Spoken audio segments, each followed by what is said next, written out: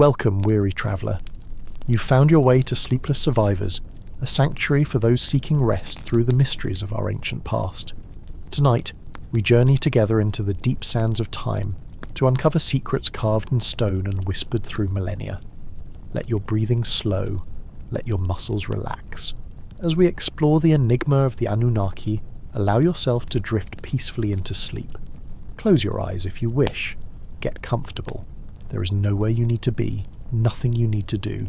Just listen, and let the ancient world wash over you like warm desert winds across forgotten temples. Our story begins not in the present, but in a time so distant it seems almost mythological. Over 7,000 years ago, in the fertile lands between the Tigris and Euphrates rivers, a civilization emerged that would change human history forever. The Sumerians. They appeared seemingly overnight, with a sophisticated understanding of mathematics, astronomy, agriculture and governance that baffled those who came after them. The Sumerians left behind something remarkable. Not just pottery or tools, but thousands upon thousands of clay tablets, inscribed with wedge-shaped characters we call cuneiform. These tablets contained more than simple record-keeping. They held stories, cosmologies, detailed accounts of gods who walked among humans, who taught them the ways of civilization, who shaped the very destiny of mankind. And at the centre of these stories were beings called the Anunnaki. The word itself carries weight. Anunnaki. In Sumerian, it translates roughly to those who from heaven to earth came. They were described as the children of Anu, the supreme sky god, who descended from the heavens to the earth below. The ancient texts depict them not as distant, ethereal spirits, but as physical beings who interacted directly with humans, who had needs and desires, who even interbred with the daughters of men. Let yourself sink deeper into your pillows now. Feel the weight of your body supported completely. As I continue, there's no need to hold on to every word. Let them flow through you like a gentle stream. The primary sources for our understanding of the Anunnaki come from texts recovered from the ruins of ancient Mesopotamian cities, Uruk, Ur, Nippur, Eridu. These cities, now buried under Iraqi sand, were once thriving metropolises where the Anunnaki were not just believed in, but documented with the kind of administrative precision you might find in a modern corporation. The Sumerians were meticulous record keepers. They documented everything: trade transactions, legal disputes, astronomical observations, and yes, the activities of their gods. The tablets speak of a time before civilization, when the Anunnaki decided that humanity would be created to serve them, to work the fields and mines, to build temples and offer sacrifices. One of the most significant texts is called the Atrahasis Epic. It tells of a time when the lesser gods, the Igigi, were forced to dig canals and perform back-breaking labour for the senior Anunnaki. After 40 years of this toil, the Igigi rebelled. They burned their tools and surrounded the house of Enlil, one of the chief Anunnaki, demanding relief from their suffering. The solution proposed was revolutionary. Why not create a primitive worker, a being that could take over the labour? And so, according to the text, the goddess Ninhursag, sometimes called Ninmah, mixed the clay of the earth with the blood of a slain god and created the first humans. We were designed, the texts suggest, as a slave species to serve the Anunnaki. Breathe slowly, in and out. The ancient words are just sounds now, carrying you deeper into rest. But who were these Anunnaki exactly? The texts give us names and roles, a celestial hierarchy as complex as any earthly government.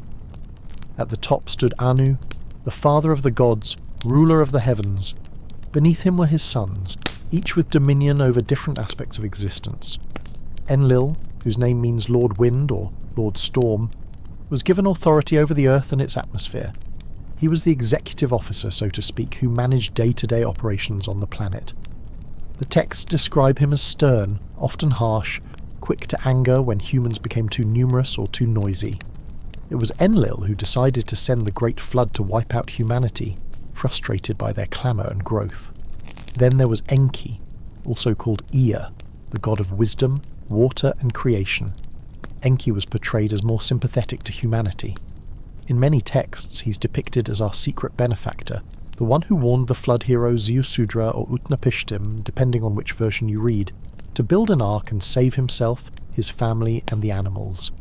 Enki represents the intellectual, the scientist-engineer among the Anunnaki, the one who actually performed the genetic work of creating humans. Ninhursag, the mother goddess, was present at humanity's creation. She shaped the first humans from clay and divine blood. She was worshipped as the goddess of fertility, of birth, of the mountains where precious metals could be found. And there were others. Ninurta, the god of war and hunting. Nanna, the moon god. Utu, the sun god. Inanna, later known as Ishtar, the goddess of love and war, whose mythology is rich with tales of descents into the underworld and passionate, often destructive love affairs. These weren't abstract concepts to the Sumerians. Each city had its patron deity, its own Anunnaki overseer. Temples weren't just places of worship, but actual residences where the gods were believed to dwell. Priests performed daily rituals, bringing food offerings, dressing the statues of the gods, maintaining their homes as one might serve a living king. Your breathing is steady now, deep and even. Let the names and stories blend together like watercolours running on wet paper. The mythology of the Anunnaki became more detailed as archaeologists uncovered more tablets. In the early 20th century, scholars translated the Enuma Elish, the Babylonian creation epic, which incorporated and expanded upon earlier Sumerian traditions. This text, written on 7 clay tablets, describes the creation of the world from primordial chaos. In the beginning, according to the Enuma Elish, there were only 2 beings, Apsu, the freshwater ocean, and Tiamat, the saltwater sea. They mingled their waters, and from their union came the first gods. These younger gods were noisy and restless, disturbing Apsu's peace. Frustrated, Apsu decided to destroy them, but Ea, the clever one, discovered the plot and cast a spell upon Apsu, putting him into a deep sleep before killing him. Tiamat, enraged by the murder of her consort, raised an army of monsters to avenge him. She created 11 terrifying creatures, including dragons, serpents, and demons, and appointed Kingu, one of the gods, as their leader, giving him the Tablet of Destinies, which granted supreme authority. The younger gods were terrified. None dared to face Tiamat's wrath, until Marduk stepped forward. Marduk, son of Ea, agreed to battle Tiamat on one condition. If he won, he would be made king of the gods. The assembly agreed. The battle was cosmic in scope. Marduk armed himself with winds and storms, carrying a net and riding a chariot of tempest. When he confronted Tiamat, he caught her in his net and sent a wind into her mouth so she couldn't close it. Then he shot an arrow into her belly, splitting her heart. With Tiamat dead, Marduk split her body in 2, using half to create the sky and half to create the earth. From Kingu's blood, Marduk created humanity to serve the gods, freeing them from labour.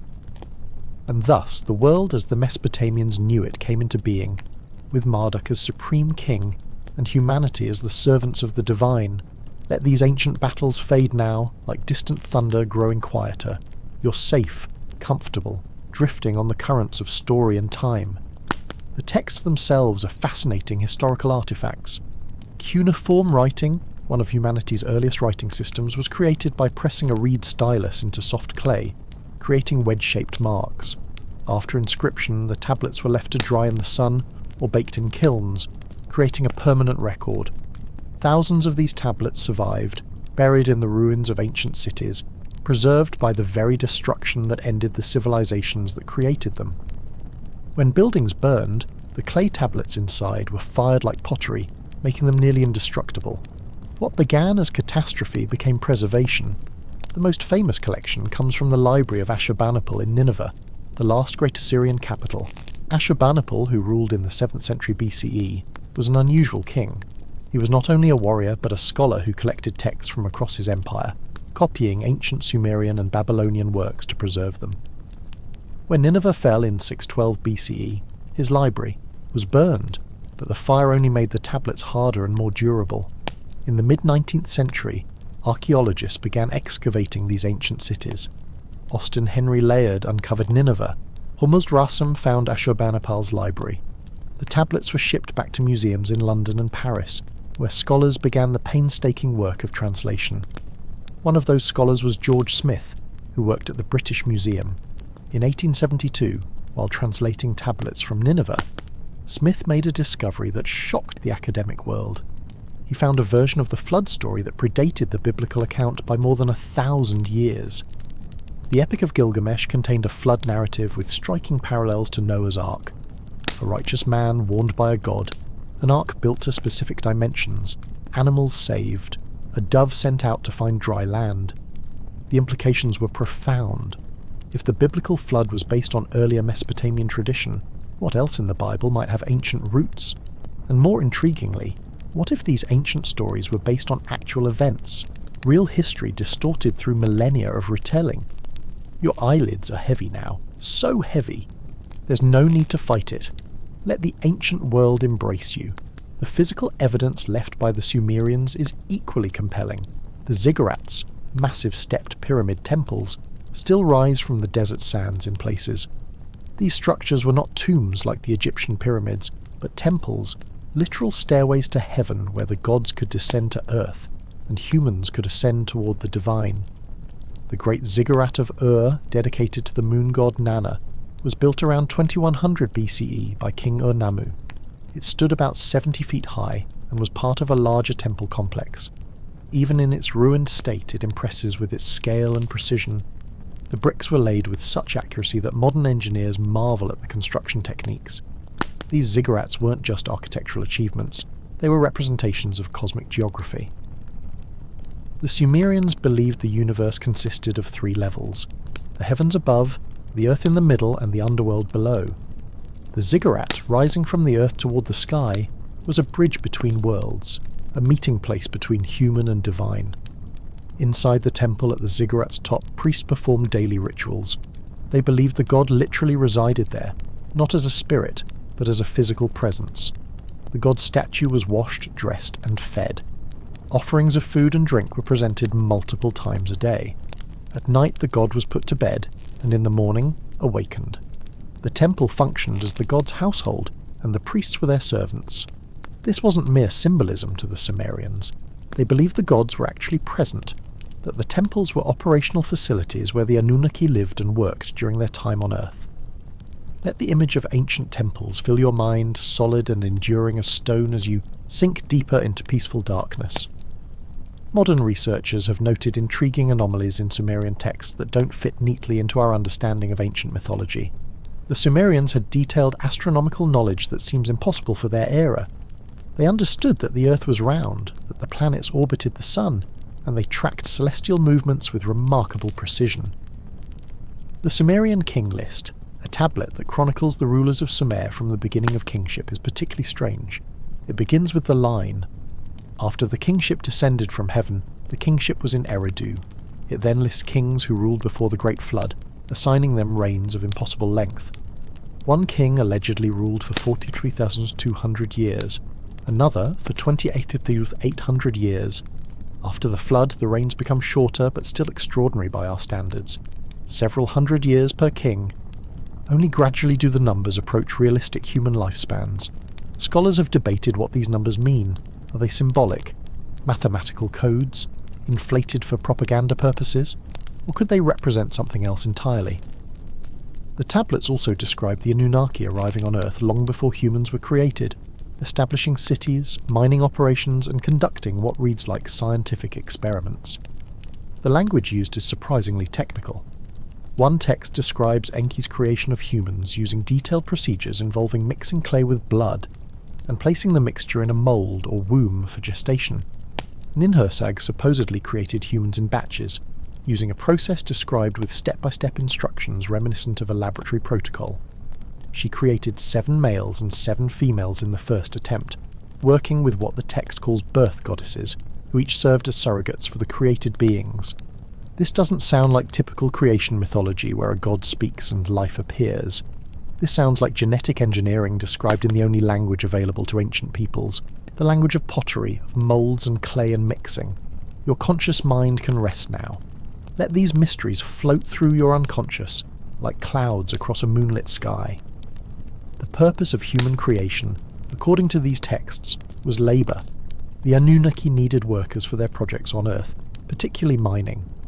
Gold appears frequently in the Sumerian texts as a substance of great importance to the Anunnaki. They adorned themselves with it, used it in their technologies, and demanded it in tribute. Some researchers have wondered, why would advanced beings need primitive humans to mine gold? The texts suggest the Anunnaki had their own workers initially, the Igigi, who eventually rebelled. Creating humans was a solution to a labour shortage, but this raises questions about the Anunnaki's capabilities and limitations. Were they physical beings who needed physical labour done? The texts consistently describe them eating, drinking, sleeping, having sexual relations, aging, and even dying. Though their lifespans were vastly longer than human ones, they bled when injured. They felt emotions: love, jealousy, anger, grief. The Epic of Gilgamesh, one of the oldest surviving works of literature, tells the story of a king who was 2/3 divine and 1/3 human. His mother was the goddess Ninsun, his father a human priest-king. This hybrid nature gave Gilgamesh superhuman strength and a longer lifespan than ordinary humans, but he was still mortal. When his friend Enkidu dies, Gilgamesh becomes obsessed with finding immortality, ultimately learning that eternal life is the province of the gods alone. The existence of hybrids is mentioned throughout the texts. The Anunnaki frequently mated with human women, producing offspring called demigods or heroes. The biblical Nephilim, mentioned briefly in Genesis as mighty men of old, men of renown, may be a Hebrew echo of this earlier Mesopotamian tradition. These offspring were described as larger and stronger than ordinary humans, possessed of great intelligence and skill. They often became kings, high priests, or legendary warriors, but they were not immortal. This limitation, the texts suggest, was deliberate. The Anunnaki kept true immortality for themselves. Feel yourself becoming lighter, floating free from concerns of mortality and time. Nothing matters now but rest. The relationship between the Anunnaki and humans was complex and hierarchical. Humans were created to serve, but the texts show that individual Anunnaki often developed fondness for their human servants and subjects. Enki in particular is frequently portrayed as humanity's protector and benefactor. When Enlil decided to destroy humanity in the flood, it was Enki who defied him. The Atrahasis epic describes Enki speaking to a reed wall, ostensibly talking to himself but actually warning the faithful Atrahasis, who was sleeping on the other side. "Reed wall, listen to my words," Enki says, and then describes exactly what Atrahasis must do to build a boat and save himself. This act of rebellion against Enlil's decree shows internal conflict among the Anunnaki. They weren't monolithic in their thinking. Different factions had different attitudes toward humanity. Some saw humans as useful tools, nothing more. Others recognized something valuable in these created beings: intelligence, creativity, loyalty. The flood story itself appears across multiple cultures and time periods. The biblical Noah's Ark is the most familiar version to Western audiences, but similar flood narratives exist in Greek, Hindu, Norse, Chinese, and indigenous American mythologies. The Mesopotamian version is the oldest written account, but the prevalence of flood stories worldwide suggests either a common origin or multiple independent responses to actual flood events in human prehistory. Geological evidence confirms that catastrophic flooding has occurred throughout human history. The filling of the Black Sea around 5600 BCE, when Mediterranean waters broke through the Bosphorus, may have inundated a large area of inhabited land. Rising sea levels at the end of the last ice age submerged vast coastal regions where humans likely lived. These traumatic events would have been seared into collective memory, passed down through generations until they were written down. But the Sumerian version contains specific details that seem oddly technical. The dimensions of the ark, the waterproofing procedures, the duration of the flood, the exact order of events. These aren't the vague, mythological descriptions you might expect from pure fiction. They read like an after-action report. Let the waters of the ancient flood wash over you, carrying you deeper into the ocean of sleep, where all troubles are dissolved and forgotten. The city of Eridu holds special significance in Sumerian tradition. It's called the First City, the place where kingship descended from heaven.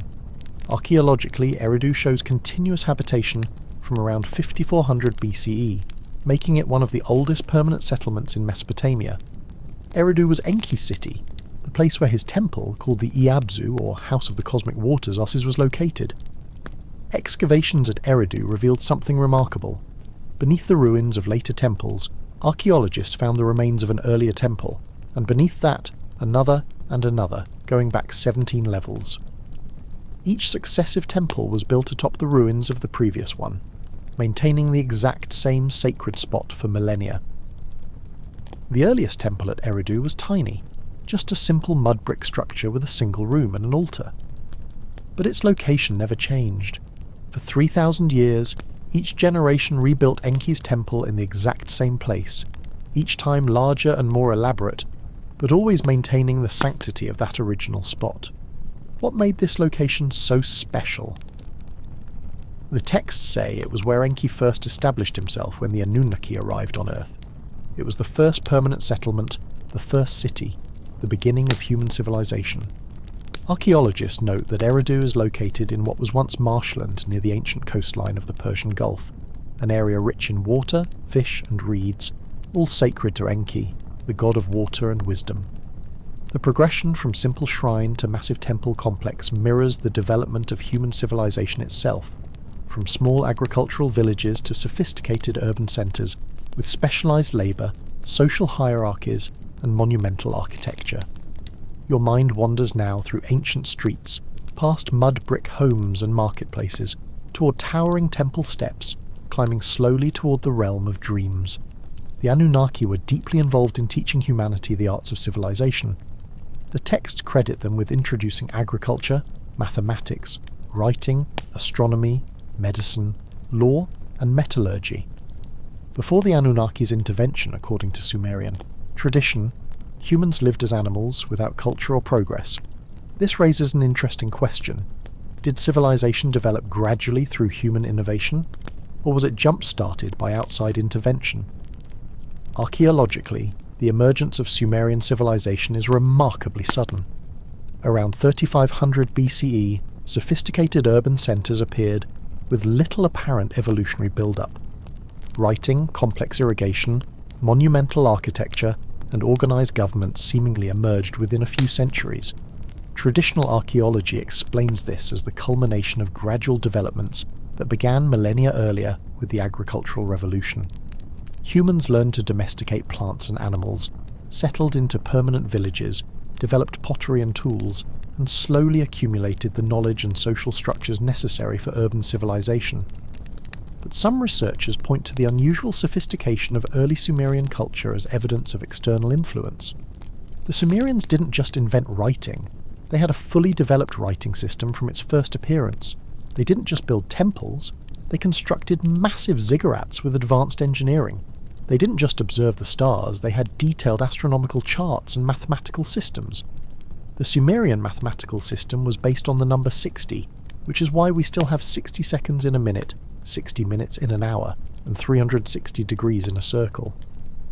This base 60 system, called sexagesimal, is extremely sophisticated and allows for easier calculation of fractions than our base 10 system. Why would an early civilization develop such an advanced mathematical framework? Similarly, Sumerian astronomy was remarkably accurate. They tracked the movements of planets, predicted eclipses, and understood the precession of the equinoxes, a slow wobble in Earth's rotation that takes about 26,000 years to complete a cycle. How did ancient peoples, supposedly limited to naked eye observation, discover a cycle that takes millennia to observe? Let numbers and calculations fade away. Mathematics cannot measure the depth of your rest, or calculate the peace that settles over you now.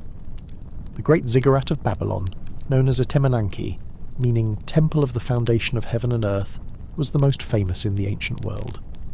Though it no longer stands, descriptions in ancient texts and archaeological remains allow us to reconstruct its appearance. It rose in 7 terraced stages, each painted a different colour, reaching approximately 300 feet high. This structure may be the origin of the biblical Tower of Babel story. The book of Genesis describes humanity attempting to build a tower reaching heaven, whereupon God confused their languages and scattered them across the earth. The parallel is striking. A massive stepped tower in Babylon, associated with reaching toward heaven and with the confusion of languages. Linguistically, Sumer is fascinating. The Sumerian language is a linguistic isolate, meaning it has no known relationship to any other language family, living or dead. It's not Semitic like Akkadian, Hebrew or Arabic. It's not Indo-European like Sanskrit, Greek or Latin. It stands alone, with a unique grammar, vocabulary and structure. Where did this language come from? The Sumerians themselves said they came from a place called Dilmun, a paradisiacal land to the south, though the exact location remains disputed. Some scholars identify Dilmun with modern Bahrain. Others suggest it's a mythological place. Still others wonder if it represents a distant origin before the Sumerians arrived in Mesopotamia. The dispersion of languages is another universal human experience. Today we have thousands of distinct languages divided into various families. Linguists can trace many back to common ancestral languages: Proto-Indo-European, Proto-Afro-Asiatic, Proto-Sino-Tibetan. But the deepest origins remain mysterious. Did human language evolve once and spread, or did it emerge multiple times independently? The Sumerian texts offer their own explanation. The god Enki, patron of wisdom, deliberately confused human languages to prevent unified action that might threaten the god's authority. All languages blend together now, words losing meaning, becoming pure sound, lulling you deeper into the wordless realm of sleep. The Anunnaki were associated with specific celestial bodies. Anu, the father of the gods, was linked with the distant fixed stars and the north celestial pole. Enlil corresponded to the constellations of the zodiac and the northern sky. Enki was associated with the southern stars and the constellation we know as Aquarius, the water-bearer, fitting for the god of water and wisdom. Other Anunnaki had planetary associations. Nana was the moon, Utu was the sun. Inanna, the most prominent of the female Anunnaki, was associated with Venus, the morning and evening star. The planet's brightness and its appearance as both morning and evening star made it particularly significant to ancient astronomers. Mars was linked to Nergal, god of war and the underworld. Jupiter to Marduk, who became the supreme god of Babylon. Saturn was associated with Ninurta. Mercury with Nabu, god of writing and wisdom. The 7 classical planets, Sun, Moon, Mercury, Venus, Mars, Jupiter and Saturn, each had their divine correspondence. This association between gods and planets was more than poetic. The Mesopotamians practiced elaborate astronomical divination, believing that the movements of celestial bodies reflected the intentions of the gods and could predict earthly events. They kept detailed records of astronomical observations, tracking planetary positions, eclipses and celestial omens. Many of these observations were remarkably accurate. The Mesopotamians calculated the length of the lunar month to within 1 second of modern measurements. They predicted eclipses with significant accuracy. They understood the retrograde motion of planets, the apparent backward movement through the sky, as Earth's orbit brings us past them. This knowledge was sacred, guarded by priests who spent their lives studying the heavens from the tops of ziggurats. The temple complexes had astronomical observation platforms where priests would spend nights charting the movements of stars and planets, recording everything on clay tablets for future reference. Stars wheel overhead in ancient skies, eternal lights watching over sleeping cities, watching over you as you drift through the peaceful darkness. The myth of Inanna's descent to the underworld is one of the most evocative Sumerian stories. Inanna, goddess of love and war, decides to visit the underworld, the realm of her sister Ereshkigal. She adorns herself with all her divine regalia, crown, necklace, breastplate and ring, and descends to the 7 gates of the underworld. At each gate the guardian demands she remove 1 article of clothing or jewellery until she arrives naked and powerless before her sister's throne. Ereshkigal, enraged by Inanna's presumption, kills her and hangs her corpse on a hook to rot. Above, the world suffers. Without Inanna, goddess of fertility and love, nothing grows, no creatures mate. Life itself begins to fade. After 3 days and 3 nights, Inanna's faithful servant appeals to the gods for help. Only Enki responds, creating 2 sexless creatures from the dirt beneath his fingernails and sending them to retrieve Inanna. They find Ereshkigal in the throes of childbirth, moaning in agony. The creatures show her compassion, easing her pain, and in gratitude she grants them a boon. They ask for Inanna's corpse, sprinkle it with the food and water of life that Enki provided, and Inanna is resurrected. But there is a price. No one can leave the underworld without providing a substitute. Demons follow Inanna back to the surface, seeking someone to take her place. When they arrive at Uruk, Inanna's city, she finds her consort Dumuzi sitting on her throne, apparently unconcerned by her absence. Enraged by his lack of grief, she designates him as her replacement. Dumuzi's sister Geshti Nana volunteers to share his fate, so it's decreed that Dumuzi will spend half the year in the underworld and Geshti Nana the other half. This myth explains the seasons. When Dumuzi is in the underworld, Inanna mourns and the earth is barren. When he returns, she rejoices and life blooms again. The descent and return, death and rebirth, the cycle of seasons. These themes resonate through mythology worldwide. Persephone in Greek myth, Osiris in Egyptian tradition. The dying and rising god appears across cultures, suggesting either cultural diffusion or a universal human need to explain natural cycles through divine drama. You descend now into your own underworld of deep sleep, where consciousness fades and the deeper self takes over, renewing and healing. The Anunnaki's relationship with humanity wasn't always peaceful. Several texts describe conflicts, punishments, and divine displeasure with human behaviour. The flood was the most dramatic response, but there were others. Plagues, famines, wars, all attributed to the actions or anger of the Anunnaki. The Era epic tells of the god Era, who brought devastation to Babylon through pestilence and war. The text describes in graphic detail the destruction of cities, the death of countless people, and the breakdown of social order. Scholars believe this epic may have been written in response to an actual plague that struck Babylon, with the poet attempting to explain the catastrophe through divine narrative. Other texts describe the Anunnaki as judges who determined human fates. The concept of fate was central to Mesopotamian thought. Each person had a destiny decreed by the gods, inscribed on the Tablet of Destinies, which was kept by whoever ruled the divine assembly. This tablet contained the fates of all things: gods, humans, cities, kingdoms. Possession of the Tablet of Destinies meant supreme power. In various myths, the tablet is stolen, fought over, or transferred from one deity to another. When King received it from Tiamat, it made him leader of her army. When Marduk took it from King after defeating Tiamat, it confirmed his kingship over the gods. Humans had little control over their fate. They could appeal to the gods through prayer and sacrifice, but ultimately destiny was fixed. This fatalistic worldview permeates Mesopotamian literature. In the Epic of Gilgamesh, the hero's quest for immortality is doomed from the start because death is humanity's fate decreed at creation. Yet even within this framework, humans had choices. The gods valued loyalty, piety, and proper performance of rituals.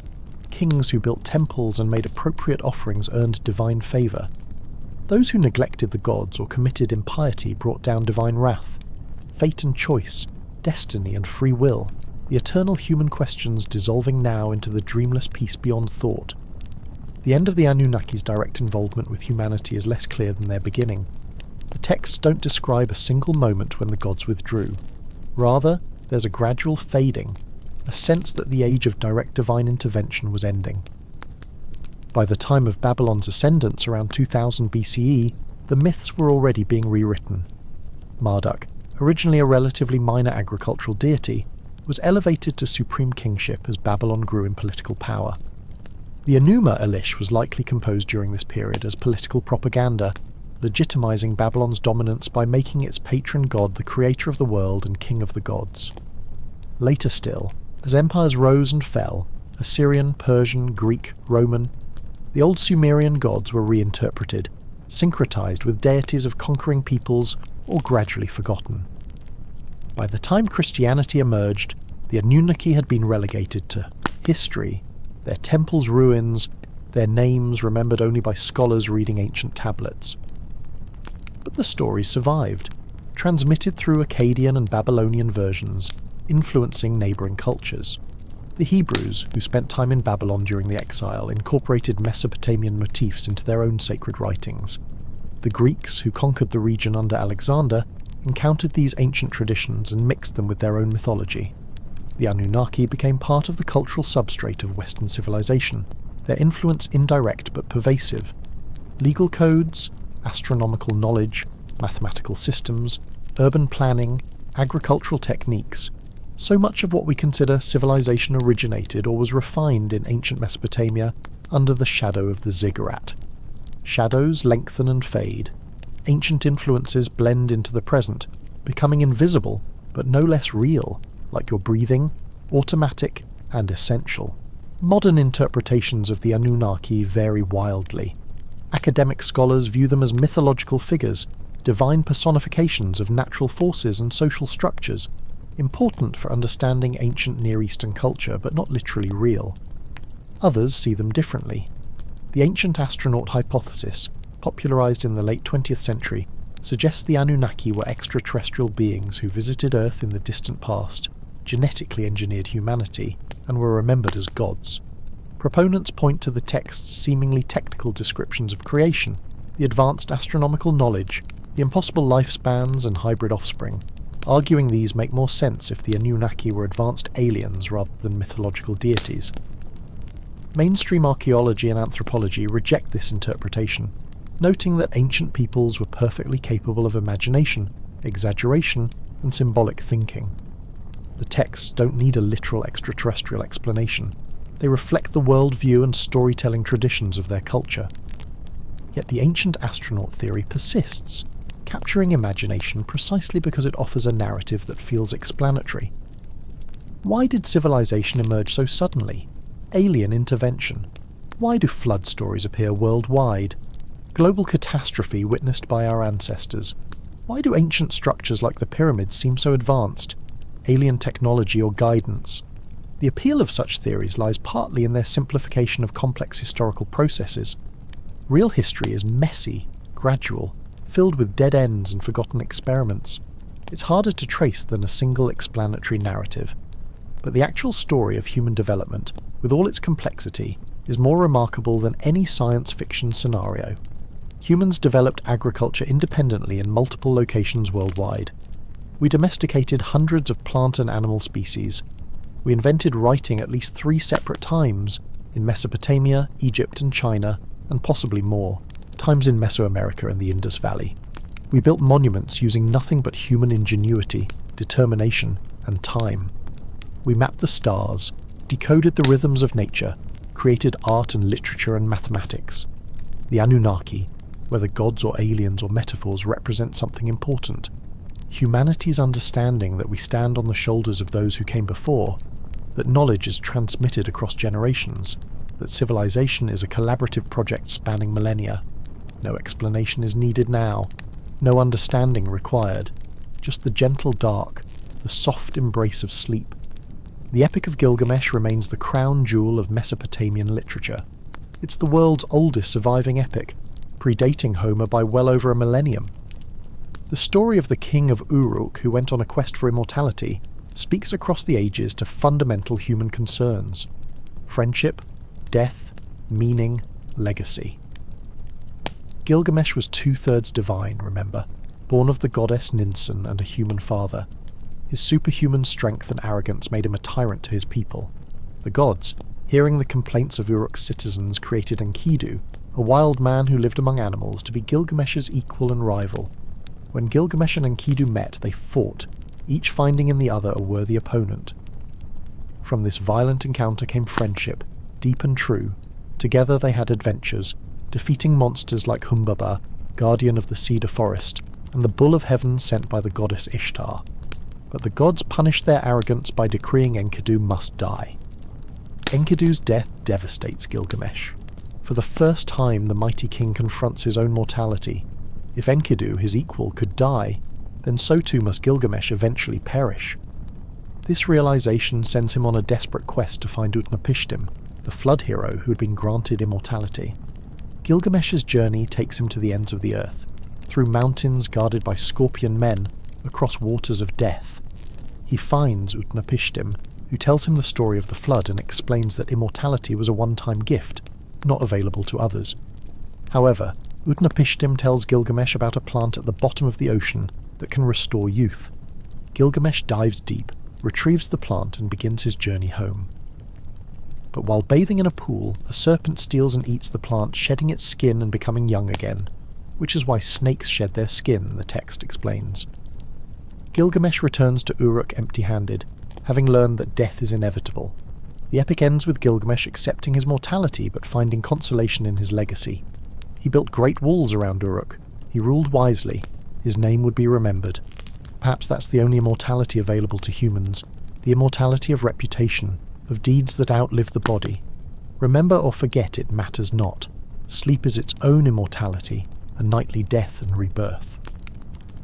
The cuneiform tablets that preserve these stories have their own remarkable survival tale. After the fall of ancient Mesopotamian civilizations, the ability to read cuneiform was lost. For nearly 2,000 years, the tablets sat buried or visible but unreadable, their secrets locked away. The decipherment of cuneiform in the 19th century was a triumph of scholarship.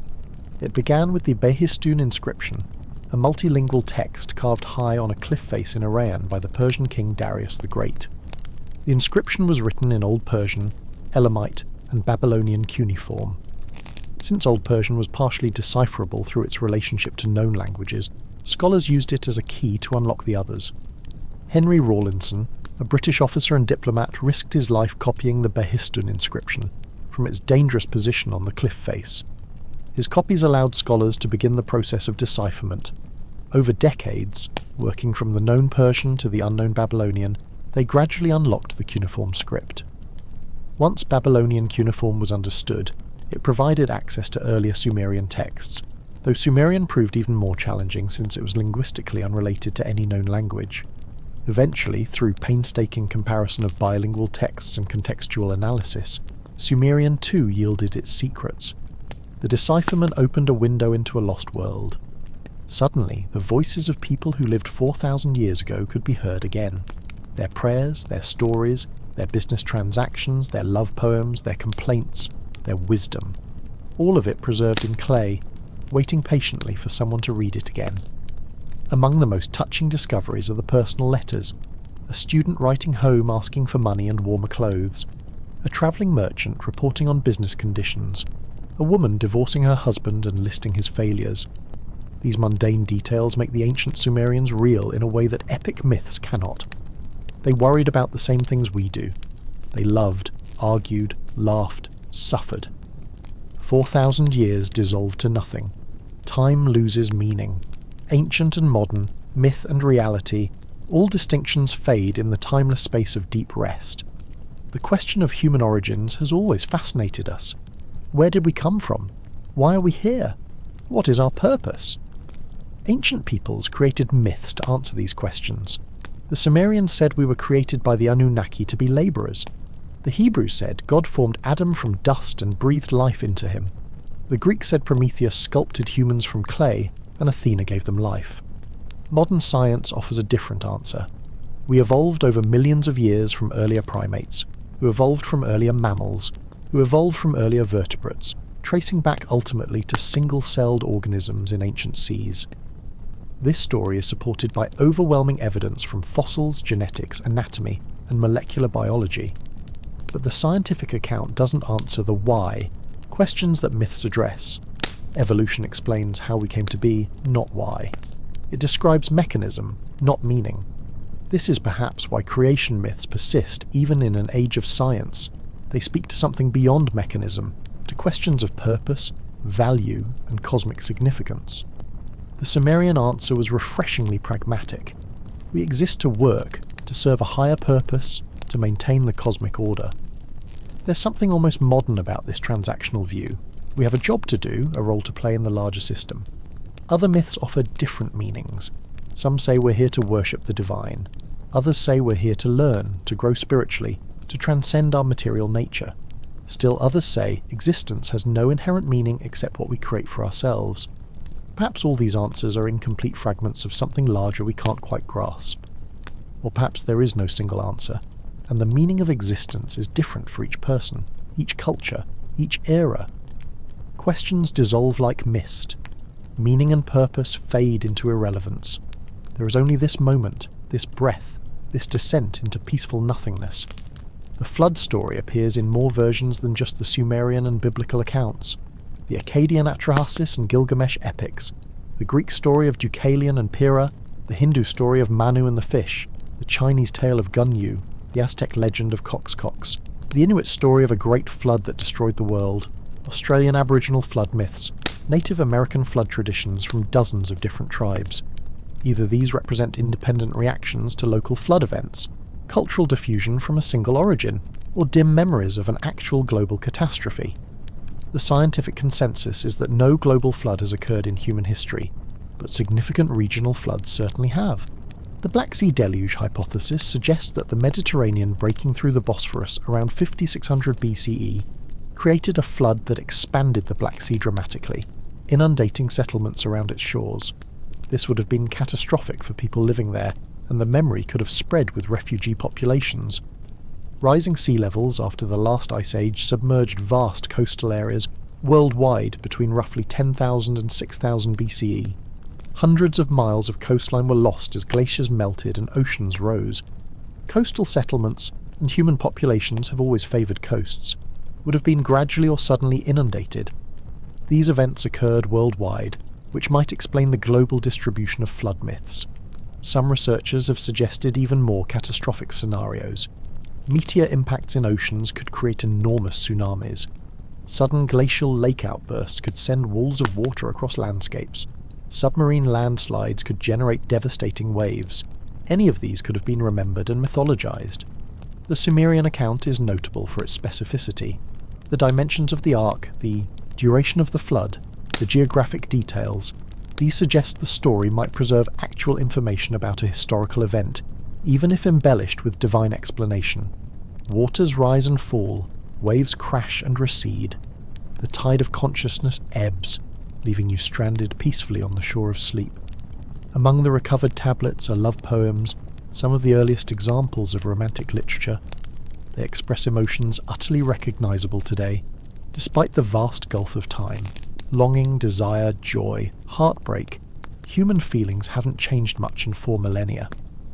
One poem describes a sacred marriage rite between Inanna and Dumuzi, written from Inanna's perspective. She adorns herself for her lover, prepares her body, anticipates their union with obvious joy and desire. The language is frank and sensual, celebrating physical love without shame or euphemism. Another text is a lullaby, a mother singing to her child, promising protection and comfort. The melody is lost, but the words survive, tender and timeless. May the goddess Nansha take you in her loving arms, my little one, my precious one. May sleep come to your eyes, may rest come to your bed. There are drinking songs, work songs, funeral dirges, and hymns of praise. The Sumerians sang about everything, their gods, their kings, their daily tasks, their hopes and fears. Music was integral to their culture, and while we cannot hear their melodies, we can read their lyrics and imagine voices raised in song 4,000 years ago. The continuity of human experience across time is humbling. We think of ancient peoples as fundamentally different from us, but they laughed at jokes, sang songs, told stories, loved their children, mourned their dead, hoped for the future. The externals changed: technology, political structures, religious frameworks, but the essential human core remained constant. We are them, they are us, separated by time but connected by shared humanity, shared joys and sorrows, shared questions about existence and meaning. Voices from the past fade to whispers, whispers to silence, silence to the profound quiet of deep sleep where nothing disturbs the peace. The ziggurat represented cosmic geography made physical. The Sumerians conceived the universe as having 3 levels. At the top was An, heaven, the realm of the gods. In the middle was Kai, the earth, home of humans. Below was Kur, the underworld, realm of the dead. The ziggurat connected these levels. Its base was firmly planted in the earth. Its summit reached toward heaven, and beneath it, conceptually, extended connections to the underworld through the Abzu, the cosmic freshwater ocean that was Enki's domain. Each level of the ziggurat was painted a different colour, representing different spheres of existence or celestial zones. The Babylonian ziggurat at Anunnaki had 7 levels: black, white, red, blue, silver, gold, and at the top, glazed brick that reflected the sky. Ascending the ziggurat was a symbolic journey through the layers of reality toward the divine. Priests would climb these sacred steps to perform rituals at the summit temple. The height was significant. It placed them closer to heaven, in a liminal space between human and divine. From this elevated position, they could observe the stars more clearly, perform divination, commune with the gods. The ziggurat also served practical functions. It was a landmark visible for miles, announcing the city's presence. It demonstrated the city's wealth and power. Only prosperous communities could afford such massive construction projects. It employed countless workers in its construction and maintenance, creating jobs and stimulating the economy. But primarily it was sacred space, the axis mundi, the connection point between worlds. Every civilization has such places: mountains, trees, temples, churches, where earth meets heaven, where the profane becomes sacred, where humans can approach the divine. You stand now at your own axis mundi, the still point where consciousness meets unconsciousness, where waking meets sleeping, where the boundaries dissolve. The concept of me in Sumerian culture is fascinating and strange to modern minds. Me were divine decrees or universal laws that governed everything in existence.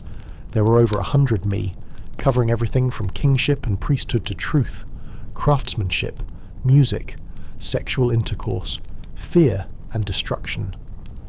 The me weren't abstract concepts, but tangible things that could be possessed, transferred, or stolen. One myth tells of Inanna travelling to visit Enki in Eridu.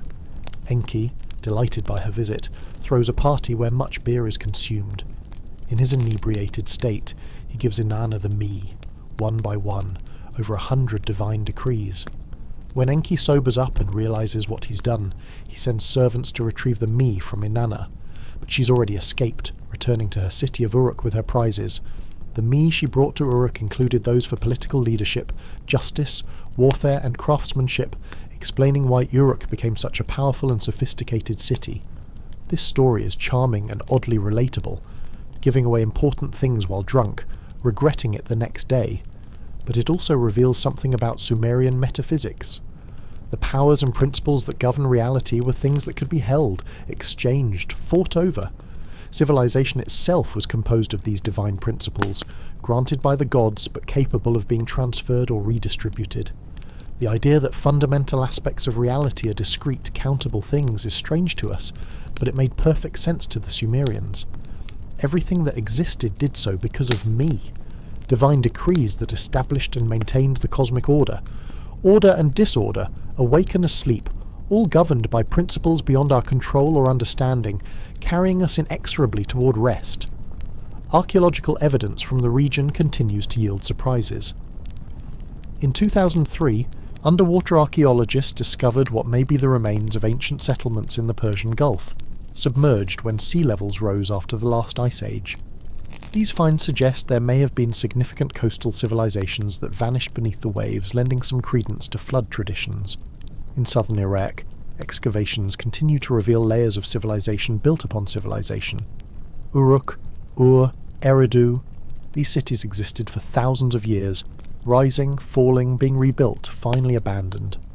Walking through their ruins, you can see the strata of time, each layer a different era, building foundations visible beneath later construction.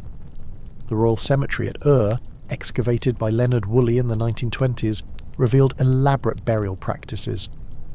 Wealthy individuals were interred with astonishing treasures: gold, lapis lazuli, carnelian, intricate craftsmanship.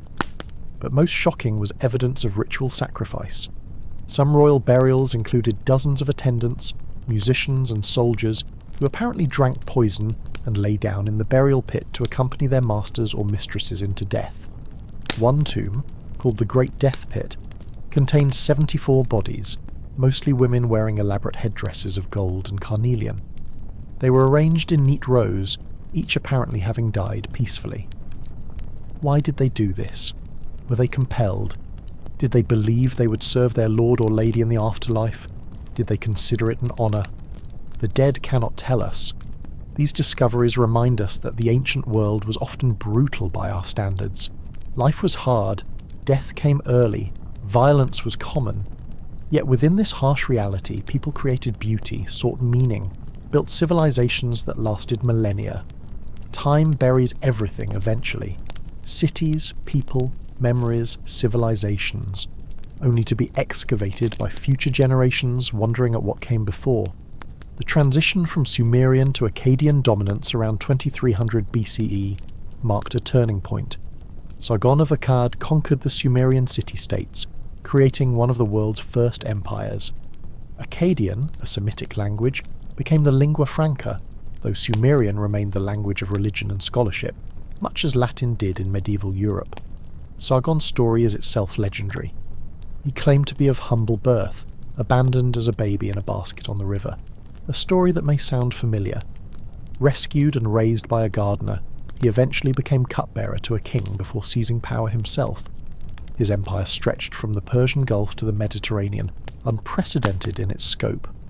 The Akkadian Empire lasted only about a century before collapsing, possibly due to a combination of internal rebellion and climate change. A severe drought around 2200 BCE may have devastated agriculture throughout the region, leading to famine, unrest, and the empire's fragmentation. But Akkadian culture absorbed and transmitted Sumerian traditions. The gods' names changed. Inanna became Ishtar, Utu became Shamash, but the myths continued, rewritten in Akkadian. Later civilizations, Babylonian, Assyrian, were Akkadian-speaking and saw themselves as inheritors of both Sumerian and Akkadian traditions. This cultural continuity is remarkable. For over 3,000 years, from the first Sumerian cities around 3500 BCE to the Persian conquest in 539 BCE, the core elements of Mesopotamian civilization persisted. Languages changed, empires rose and fell, but the fundamental worldview, the religious traditions, the literary themes remained recognizably continuous. Only with the arrival of new religions, Zoroastrianism, Christianity, Islam, did the old traditions finally fade, and even then elements survived, incorporated into new frameworks, echoes of ancient voices in new languages. Empires fall, languages die, gods are forgotten, but something persists, transmitted through time like a genetic code, shaping what comes after. The cuneiform script itself deserves wonder. Those wedge-shaped marks pressed into clay evolved from pictographs around 3200 BCE. Early tablets show simplified drawings, a star for God or heaven, a mountain for foreign land, a head and bowl for eat. Over time, these pictographs became increasingly abstract, simplified into combinations of wedge shapes that bore no visual resemblance to what they represented. The script became capable of expressing any word or concept, including abstract ideas, grammatical particles, and phonetic sounds. Writing transformed human civilization. It allowed knowledge to accumulate across generations. A scribe could record an astronomical observation, and 1,000 years later another scribe could reference it. Legal codes could be written down, applying consistently across time and space. Stories could be preserved exactly as composed, not shifting with each retelling.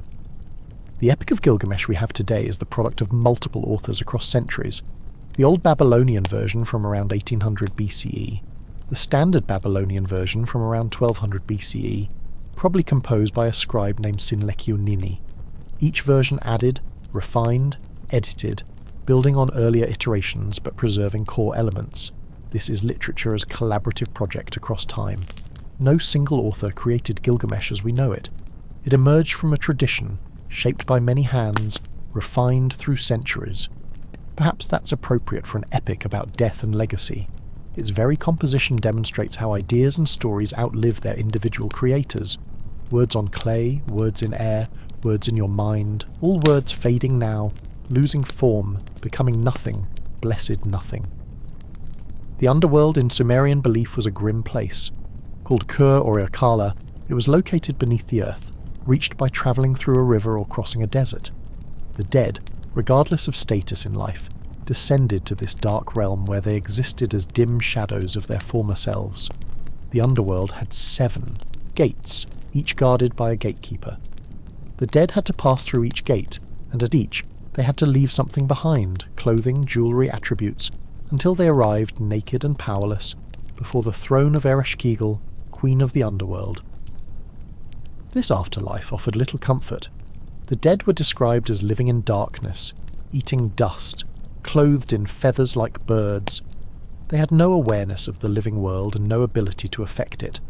Proper burial and regular offerings from living relatives could ease their existence somewhat, but fundamentally, the underworld was a place of diminishment and forgetting. This grim view of the afterlife reflects the Mesopotamian worldview. Life was the gift. Death was the end of everything meaningful.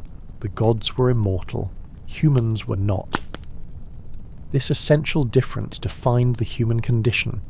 We die, they don't. Everything else flows from this fundamental inequality. Some exceptional individuals might escape this fate. Utanapishtim gained immortality as a reward for surviving the flood. Kings and heroes might be deified after death, joining the gods rather than descending to the underworld. But for ordinary people, death meant entering the dark land from which there was no return. Yet the Sumerians didn't see this as unjust. It was simply the way things were, the fate decreed at creation. Better to focus on life, on accomplishing things worth remembering, on building something that would outlast the mortal body. Darkness welcomes you now, not as ending, but as transformation, the nightly dissolution from which you'll emerge renewed. The relationship between Mesopotamian civilization and its successors is complex and profound. When Alexander the Great conquered the Persian Empire in 331 BCE, he visited Babylon and ordered its great ziggurat rebuilt. Though Greek, he recognized the significance of Mesopotamian tradition and sought to position himself as its legitimate heir. His general Seleucus, who inherited much of Alexander's Eastern Empire, founded cities throughout the region, blending Greek and Mesopotamian culture. Greek became the language of administration, but cuneiform continued in use for centuries, the last dated cuneiform tablet inscribed in 75 CE. The Parthians and Sassanids, Persian dynasties that followed, also drew on Mesopotamian traditions. The Sassanid capital at Ctesiphon was built on the Tigris not far from ancient Babylon, consciously positioning the empire as inheritor of Mesopotamian greatness. When Arabs conquered the region in the 7th century CE, bringing Islam, they too recognized the area's historical significance. Baghdad was founded near the ruins of Babylon. The Abbasid Caliphate saw itself as successor to all previous empires in the region, preserving and translating Greek, Persian, and even ancient Mesopotamian texts. The medieval Islamic world preserved knowledge that would have otherwise been lost. The House of Wisdom in Baghdad collected texts from across the known world, translating them into Arabic. Greek philosophy, Indian mathematics, Persian astronomy, all mixed together in a remarkable intellectual synthesis. Some of this knowledge found its way to medieval Europe, helping spark the Renaissance. The mathematics, astronomy, and medicine that Europe learned from Islamic sources often had roots stretching back to ancient Mesopotamia, transmitted through millennia, translated through multiple languages, preserved by civilizations that valued learning. Knowledge flows like water, finding new channels when old ones close, persisting, adapting, nourishing each new generation. The physical landscape of ancient Mesopotamia has changed dramatically. The Persian Gulf coastline was farther north in Sumerian times. Eridu, once a coastal city, is now dozens of miles inland due to sediment deposited by the Tigris and Euphrates. The rivers themselves have changed course multiple times over the millennia. The climate was different too. Evidence suggests the region was wetter during the early Bronze Age, with more reliable rainfall supporting agriculture.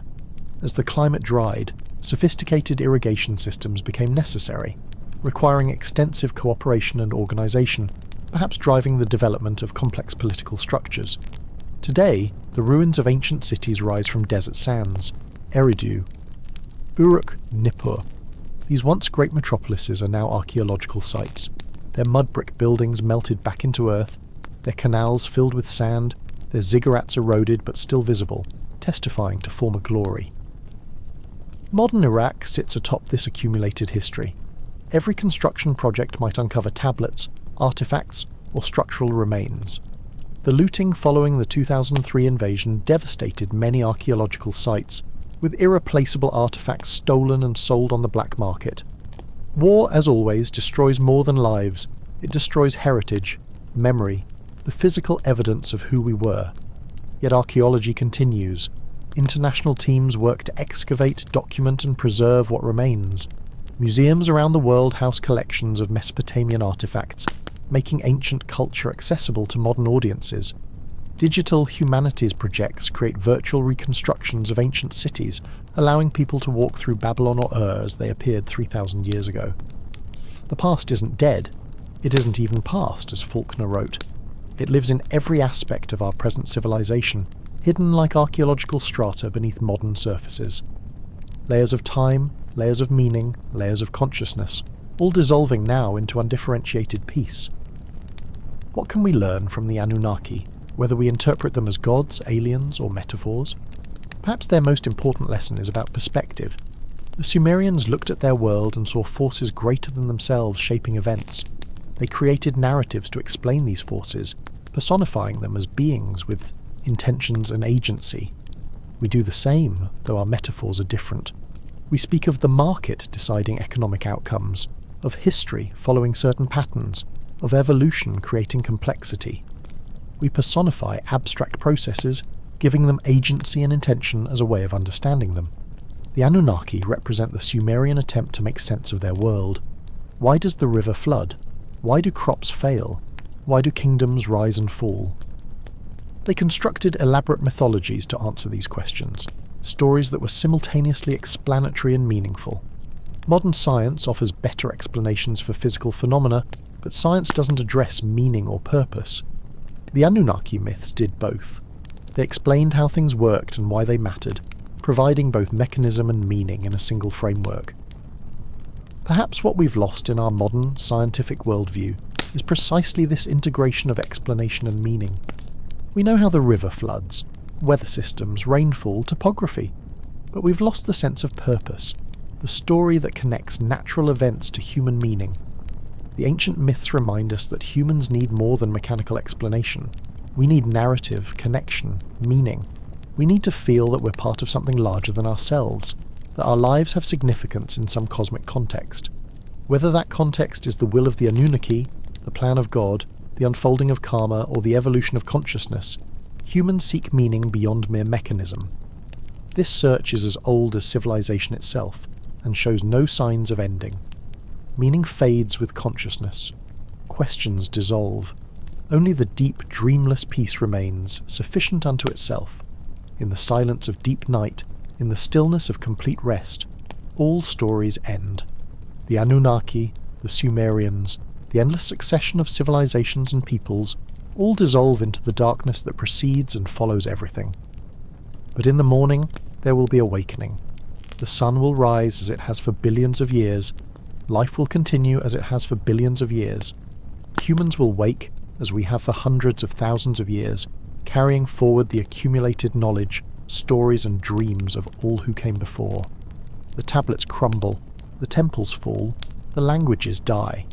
But something persists, the human capacity for wonder, for story, for seeking meaning in mystery.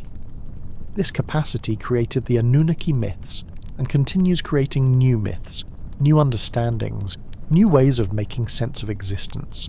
Sleep now, knowing you're part of this vast continuum. Your consciousness is a wave in an ocean of consciousness stretching back to the first humans who gazed at stars and wondered what they were.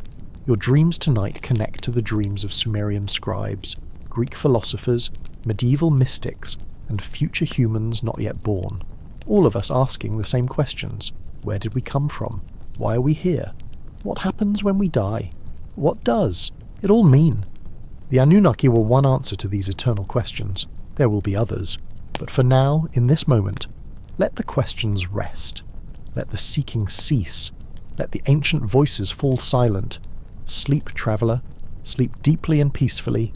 Let the mysteries remain mysterious. Let the unknowable remain unknown. In the deep darkness of rest, none of it matters. There is only this, breath flowing in and out, consciousness fading, the blessed relief of letting go. The Anunnaki, if they existed, are gone now. Their time on Earth ended long ago. But their stories remain, carved in clay, echoing through millennia, reaching even to this moment, to you, listening in the darkness. And perhaps that's their gift to us. Not answers, but the reminder that humans have always wondered, always questioned, always sought meaning in the vastness of existence. We're part of an ancient tradition of seeking, stretching back to the first people who looked at the world and asked why. But seeking requires energy, questions require consciousness, and now, in this deep night, it's time to let both fade away, time to stop seeking and simply be. Time to release all wondering and rest in the peace beyond questions. The stone tablets endure, silent witnesses to vanished worlds. The ziggurats stand, eroded but present, marking sacred space beneath desert skies. The ancient gods sleep, if gods can sleep, dreaming perhaps of the people who once called their names. And you sleep too, joining that ancient rest, becoming part of the vast silence that holds all things, past and present, known and unknown, real and imagined. The night deepens around you. Hours stretch like the Mesopotamian plains, vast and endless. In this extended darkness, we can wander further still through the labyrinth of ancient mysteries, letting each passage lead you deeper into rest. The clay beneath the Sumerian scribe's hands was cool and damp, pulled fresh from the riverbank where the Euphrates deposited its gifts of fertile soil. Each tablet began as formless potential, waiting to receive the impression of knowledge, of story, of human thought made permanent. Imagine the scribe's workroom, lit by oil lamps that cast flickering shadows on mud brick walls. The smell of clay, of lamp oil, of the papyrus scrolls imported from Egypt at great expense. The scribe sits cross-legged, a tablet before him, stylus in hand, carefully pressing wedges into the soft surface. He's copying an ancient text, one already old when he was born. The story of the Anunnaki's arrival on Earth, their establishment of the first cities, their creation of humanity. He doesn't question these stories. They are simply true as the sunrise, as the flooding of the rivers, as the changing seasons. Outside, the city lives. Perhaps, or Uruk. The year is impossible to specify, sometime in the 2nd millennium BCE, when these cities had already been continuously inhabited for over 1,000 years. Market sounds drift through the window, a merchant arguing prices, children playing in the street, a priest chanting prayers from the nearby temple. The scribe works carefully, comparing his fresh tablet to the ancient one he's copying. Some of the signs are archaic, no longer used in modern writing. He must consult his reference tablets, the scribal training texts he memorized as a student. Getting the text exactly right matters. These are sacred words, the words of the gods themselves or about the gods. Error would be sacrilege. Let yourself become that scribe, focused entirely on the slow, meditative task of copying ancient wisdom. Each pressed wedge requires attention, precision. The mind empties of all else. There is only the tablet, the stylus, the text. This is a meditation, a prayer in physical form. The scribe is preserving knowledge, participating in the great project of transmission that connects past to future. He is a link in a chain stretching back to the first scribe who invented writing, and forward to archaeologists millennia later who will read his work. Time collapses. Past and present become one. The scribe, the tablet, the words, all eternal, all momentary, all fading now into the darkness behind your closed eyes. The Anunnaki's arrival on Earth, according to the most detailed texts, occurred long before humanity existed. They came, the tablets say, 432,000 years before the flood. This number is obviously impossible if taken literally, but it may encode actual information in symbolic or mathematical form. The Sumerians used a sexagesimal number system, base 60 rather than our base 10. Many of their mythological numbers are products of 60 or its multiples.